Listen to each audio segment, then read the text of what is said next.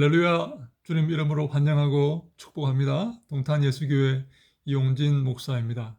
하나님의 사랑하심과 도우심과 인도하심이 여러분들의 삶과 가정과 교회 위에 늘 함께 하시기를 간절히 바랍니다. 제가 11조에 관련된 영상들을 몇 개 올렸는데요. 거기 많은 댓글이 달렸습니다. 그 댓글 중에 대부분은 11조가 틀렸다, 해서는 안 된다, 폐지되었다, 잘못된 주장을 하고 있다라는 댓글입니다.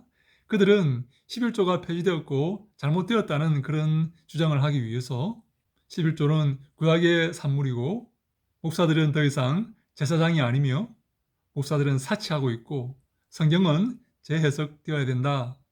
마태복음 23장 23절 같은 그런 성경은 재해석되어야 된다. 율법은 폐지되었다.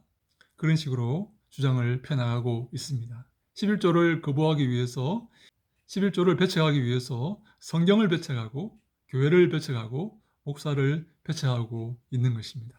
오늘 저는 여러분과 왜 그들이 11조를 거부하는지 한번 생각해 보려고 합니다.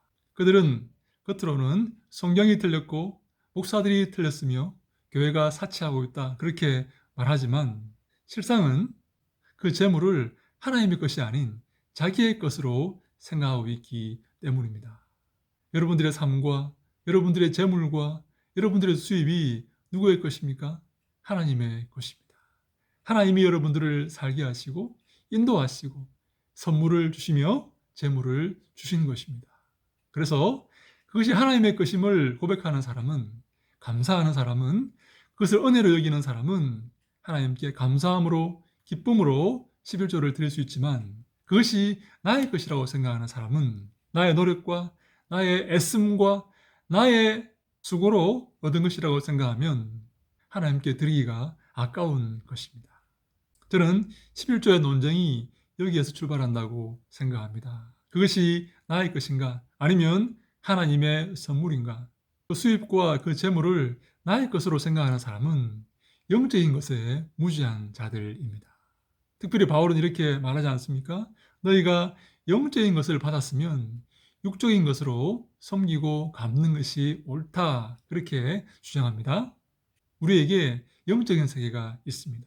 하나님은 영이시고 예수 그리스도는 그 하나님 우편에 앉아 계시며 하나님과 예수 그리스도에게서 나오는 성령은 지금도 우리 주위에서 함께 하시고 우리를 통치하시고 인도하고 계십니다. 이런 영적인 세계에 눈을 떠야 됩니다.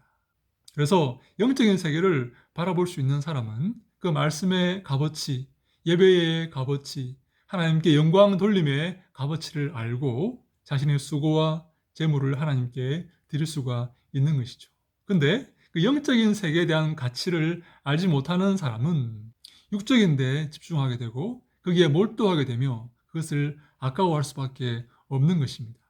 우리는 우리에게 주신 이 놀라운 영적인 선물, 영적인 구원, 우리를 보호하심, 인도하심, 우리를 통해서 영광 받으시는 그 하나님의 존재를 기억하면서 하나님께 감사할 수 있어야 됩니다. 영적인 선물에 감사할 수 있어야 된다 하는 것이죠. 영적인 세계를 알지 못하는 사람은 영적인 선물, 은혜, 도우심과 보호하심에 감사할 수가 없습니다. 눈에 보이는 그 재물에 집착할 수밖에 없는 것입니다. 이것은 유물론을 표방하는 공산주의와도 맞닿아 있습니다. 공산주의자들은 물질만이 전부라고 생각하지 않습니까? 정신도 물질에서 나온다고 생각을 하는 것입니다. 그런데 성경은 그렇게 말하지 않습니다. 하나님이 계시고 하나님이 영으로 계시고 우리는 영원한 생명을 얻었고 이 땅에 옷을 벗는 그 순간 하나님께 이끌려 올라갈 것이며 하나님과 함께 영원히 살 것이라고 우리에게 말하고 있습니다. 그런데 놀라운 사실은 이 11조를 거부하는 자들이 자기만 하지 않는 것이 아니라 하고 있는 다른 사람도 부추겨서 하지 못하도록 만든다는 사실입니다.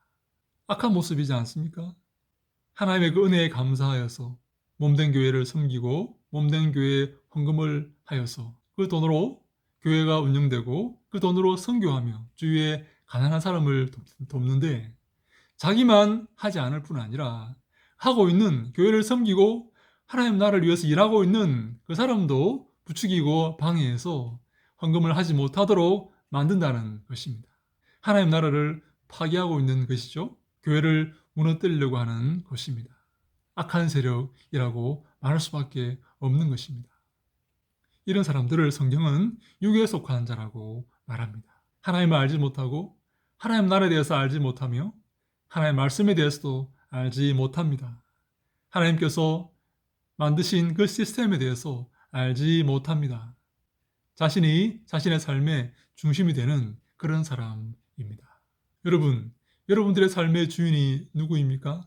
하나님이십니까? 아니면 나입니까? 하나님이 모든 것을 창조하시고 우리를 만드시고 이곳까지 인도하셨습니까? 그래서 지금도 우리를 돌보시고 붙드시고 통치하고 계십니까? 그래서 하나님께서 내 삶의 주인이시고 나의 주인이십니까? 그것을 고백하고 인정한다면 하나님께 감사할 수밖에 없습니다. 그러나 그것을 인정하지 않고 내 삶의 주인은 나이고 하나님은 내 삶의 그 욕심과 그 이익에 하나의 도구로 쓰인다는 그런 생각을 갖고 있으면 하나님은 나의 종이 되는 것입니다. 다시 말해 내 삶의 주인은 나이고 하나님은 나의 그 욕심을 채우기 위한 종이 되는 것이죠.